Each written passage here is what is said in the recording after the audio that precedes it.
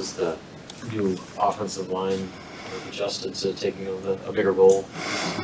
Yeah, I think the new guys on the offensive line have practiced hard all week. We've had 2 really spirited practices and full pads to get that work done, and they needed that, and they've stepped up. And just as important is the next group, like the next group of guys, and really excited. Like, again, I don't want anyone to get hurt, but as I said to the team, thank goodness last week Justin was prepared, and Henry was prepared, and Malcolm was prepared. So hey, Tyler Canuck, you need to be prepared, and Jacob Hood, you need to be prepared, and Gunner and Sam and all those guys, Joey Mancino, all those guys were prepared. So good week. Excited for them to go compete against a great defense.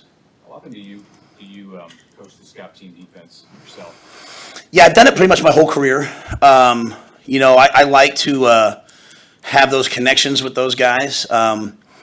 There's been some years where I do 1 day defense, 1 day offense. I just think it helps me really identify young players, and I'll sit there and be like, why is Kane over here? Get him up with the defense. Why is James over here? Why is Sua? Why is Vincent? If left to their own devices, offensive coaches will make the guys just run cards and stand here and get blocked, and they won't become good players. So I go over there and say, don't listen to them. Go do this and go do that. So on Tuesdays and Wednesdays at least. So I enjoy it. It's a way for me to, I used to be a pretty good football coach before I was the head coach, and so it's a way for me to go do some football. Have you always kind of had that practice of being willing to call up guys in season or position change in season, or maybe where did that come from? Yeah, I think when you go to a place like Temple and you don't have all 5-star recruits, you better figure out what you have, man. I look at my dad was a high school teacher and coach as well as a minister. My uncle was in the Pennsylvania High School Coaches Hall of Fame. When you're a high school coach, I think they're the greatest coaches that there are. Them and youth coaches, you take what you have, you figure out how to win with it. You see who's walking up and down the halls and try to get them out for football. And so that's what, my first year at Baylor, Ish Wainwright, who was the starting power forward, came out and played tight end for us, caught 2 touchdowns for us, went and played in Europe. Now he's playing in the NBA. We're going to do everything. When you kind of go to the NFL, you think it's different. It's not. Like someone gets hurt, you bring a guy in on a Wednesday and you got to teach them, hey, we need you to play. And Christian went to the 49ers on Thursday and played on Sunday. So it's a very adapting mindset. We got guys like Jeremiah Charles. Hey, I need you to know receiver and corner. Jay Fleeks, I need you to know receiver and running back. So wait for guys to get on the field. Is that kind of how it felt with James last week, like bringing a guy in at the last minute and saying, okay, now you need to be ready for the weekend? And has he been able to learn a little more? James Williams? Yeah. Yeah, really, I think his is a little different. I think his, honestly, Mitch, is like he has terrorized us on that trade team.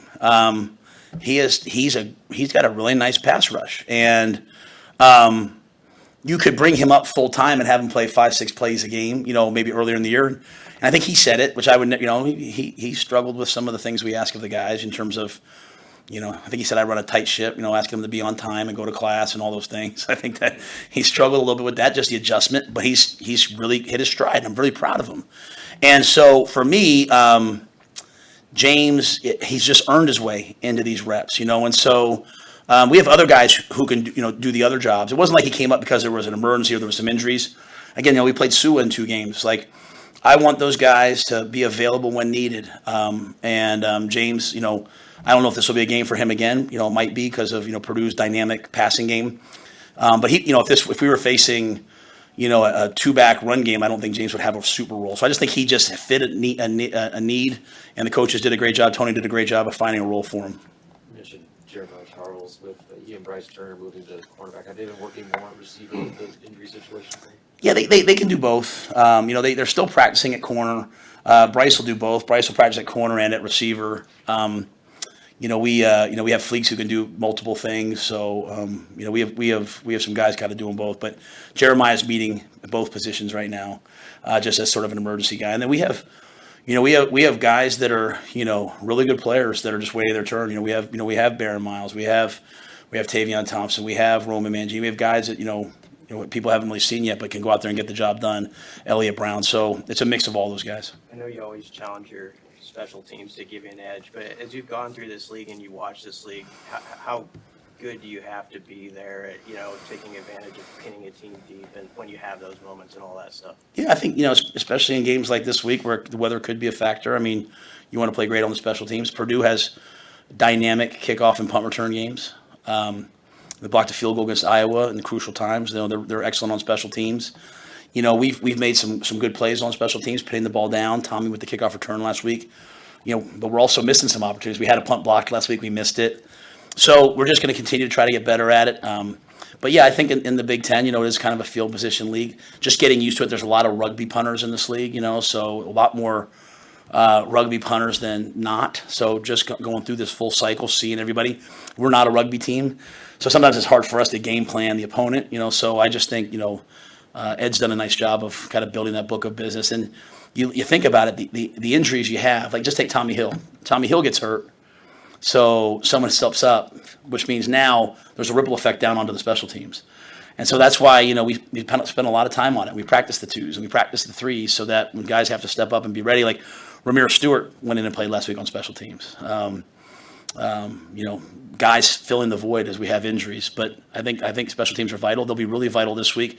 We're down our starting kick returner. We're down our starting punt returner. Those are big things. So the other guys have to step up. Who is going to work there, Alex Bullock will return the punts, and Josh Fleeks, and those guys will be the kick returners. With Alex Bullock, we always ask you about the freshman receivers, but he's new to being a starting receiver this year, and I think he's logged about as many snaps as most anybody on offense. How have you seen him, develop into his role? Yeah, Alex is an excellent player. Alex has figured out along the way that he's an excellent player. Alex can do it all.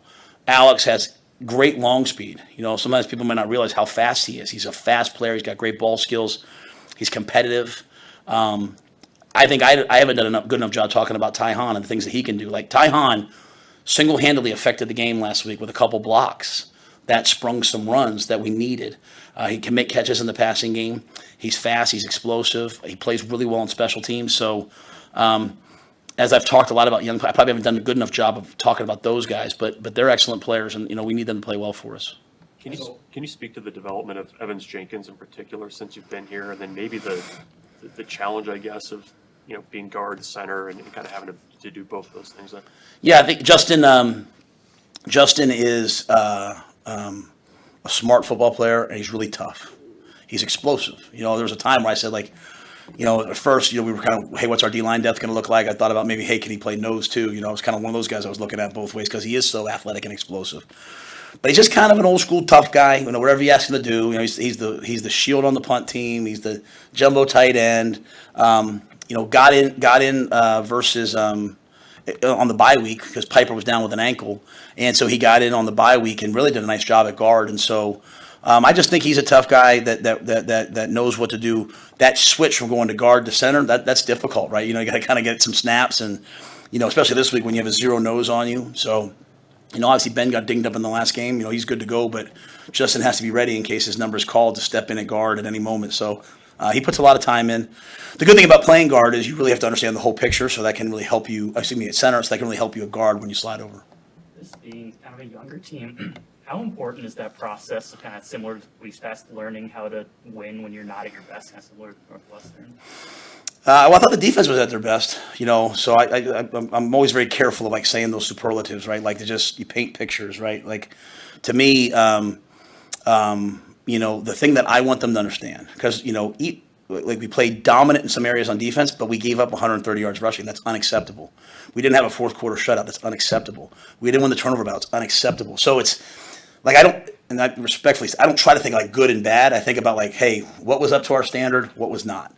And even on offense, it's the offense kept putting the ball. It wasn't good enough. There were 4 plays like that. There was a lot of other plays that were good plays, and so I've got to get rid of those 4 plays. But I also want to build off of the run Emma Johnson made or the catch Malachi made. So the danger, and it goes back to Bill Parcells used to talk about the psychology of results, and there's really 4 things to it. But one of them is when you don't play at the level you want to play at, when you don't play well and win, sometimes you start to think, hey, well, I can win. And that's why you hear me say I don't care about the score all the time. Obviously, I want to win, but I care about how we play. There's a standard, right? Ron tells a story about Nebraska beating UCLA and him being happy in the locker room and all the veteran coaches on this staff being irate because they had 5 turnovers and they just didn't play to the standard, even though they beat number 2 UCLA. That's obviously a high-end example of that. But I want all the players to understand that, when we win the game, we feel happy, right? It's an emotional feeling, but we just come in very methodically. Like, what did we do well? What did we not do well? We don't listen to, oh, we stink. But we also don't listen to, oh, we're great. We just stay like right here, And so, I mean, I'm not helping it by letting them put out that TV show every week, right? That's not really my type of deal to do. You'll never see me do it again probably after this year. But, we're trying to let recruits and people see inside the program and all that. But it's just got to be like very like just day by day, just 1% better. But if you're not careful, when you don't play well and you win the game or you don't play up to your standard, you'll start feeling like you have a right to do that. And it's deadly. So we're fighting that. And I'm proud of the players because they're the first ones to say it's not good enough. No fourth quarter shutouts. We've only done it once this year. We're -8 and we're 4-3. That's stupid. It's absolutely stupid. And you know what? You say, this first week, we were -6 at the first. That means we're -2 in the last. So, we got to get it corrected. And that's both sides. Take the ball away. We won the turnover battle in one game, La Tech. We tied it in Northern Illinois. Fourth quarter shutout, we scored 52 points in the fourth quarter. We've given up 51. So there's a lot of room for improvement. What are the biggest challenges, just as a whole, that Purdue's going to pose to you come Saturday? Well, I'd say Burke's card. The run game. I mean, they're I think they're ranked right now the 6th best offense. Right, they're the 4th best passing offense. They can score points and they're explosive. And listening to coach, it sounds like they're healthy. I wouldn't have known that they weren't healthy, but those types of teams have kind of bothered us at times. Right, that spread tempo. Run this way, double slant backside, throw the ball up. Those things have. Those things of La Tech, move the ball against us. And so they move the ball against a lot of people. We beat Illinois. We were excited, right? They beat them 44-19. So that offense is scary. The return game, the returners are scary. They have 3 back now, so he's obviously going to be in the mix. So they have dynamic players in those areas. And on defense, Coach Walters, they're going to get off the bus and they're going to play man and they're going to pressure us and they're going to blitz us and we're gonna have to make some plays and pick those things up with a new group on the offensive line. So it's an even matchup. This is a great game. This should be a great game. It should be a great game right down the wire. And we'll just try to play our best to get to the fourth quarter, try to make one more play than the opponent, and hope that we win the game. Do you make them clear that stuff through you that they put on the TV show? Yeah, it's kind of fun. That like my man Jay Litt. So we have C.J. Campbell, Warren, Jordan Litton. They're awesome, right? They're awesome. So I told them hey, run with it, but show it to me. So okay, there's something I don't want on there. They had some things they had the Sunday practice. And they had a lot of things on that Sunday practice before Illinois, and I said, hey, let's put that out in the off season. What I don't want is the guys feeling hey, they do something on Saturday and the next week it's on TV, and so then you start getting cautious of that. So, but yeah, they're the creatives. They're awesome. They really.